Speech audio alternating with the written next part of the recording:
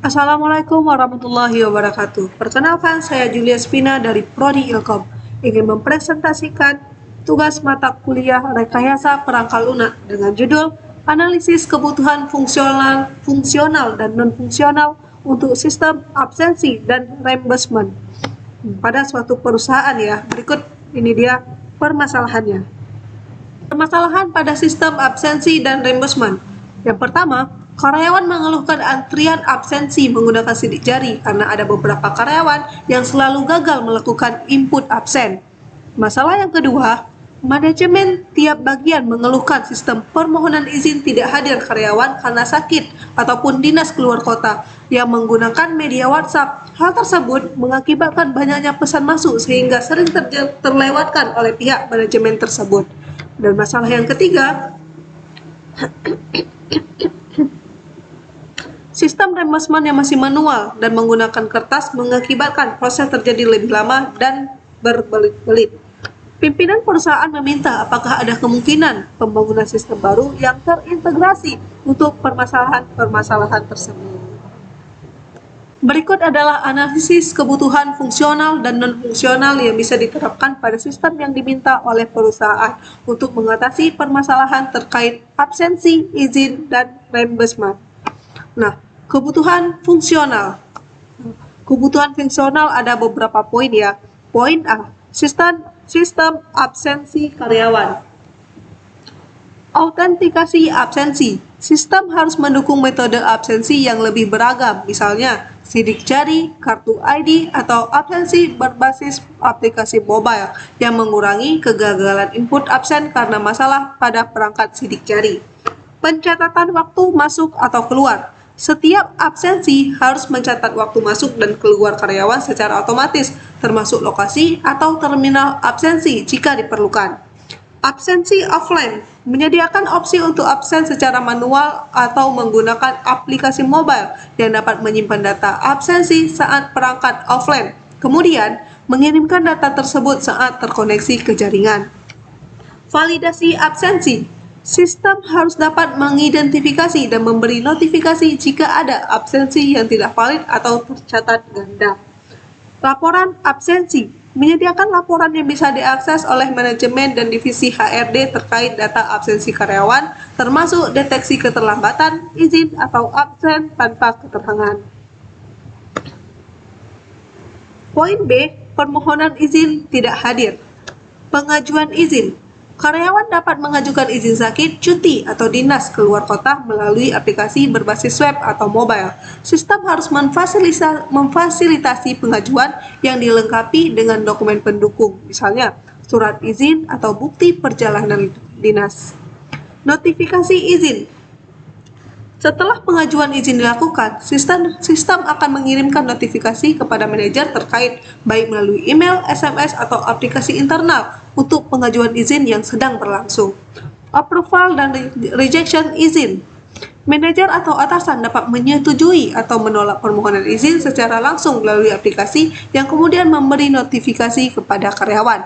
Riwayat izin. Sistem harus menyimpan riwayat izin yang pernah diajukan oleh setiap karyawan agar mudah diakses oleh HRD atau manajemen untuk referensi. Poin yang ketiga, sistem reimbursement.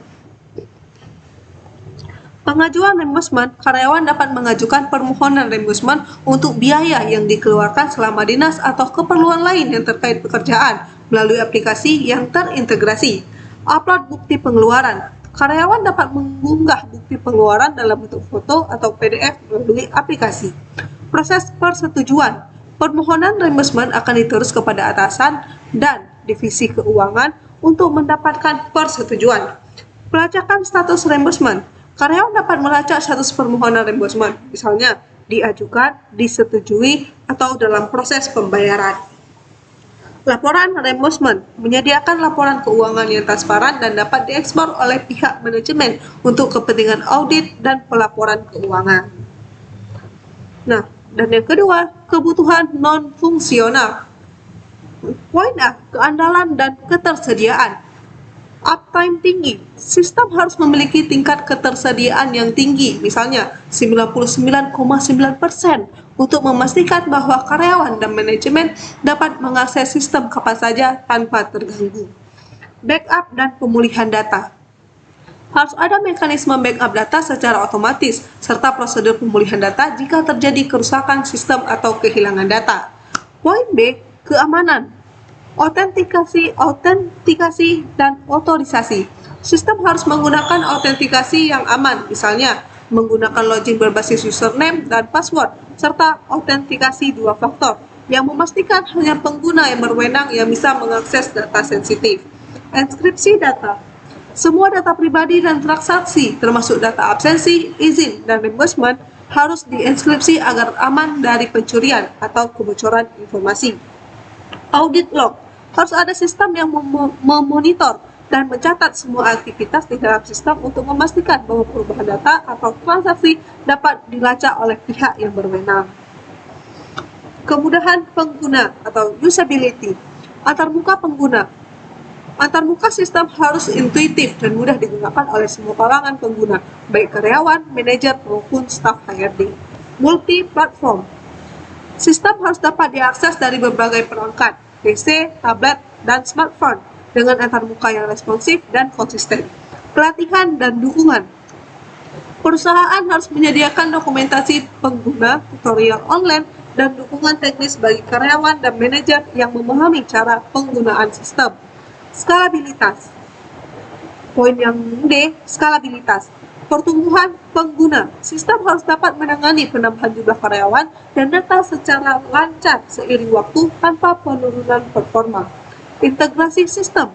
Sistem harus dirancang untuk memungkinkan integrasi dengan sistem lain yang digunakan oleh perusahaan, seperti sistem penggajian, HRIS atau Human Resource Information System atau sistem keuangan.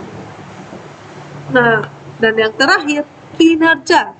Waktu respon cepat. Sistem harus dapat memproses permintaan pengguna dengan cepat, seperti pencatatan absensi, pengajuan izin, dan permohonan reimbursement dalam waktu kurang dari beberapa detik.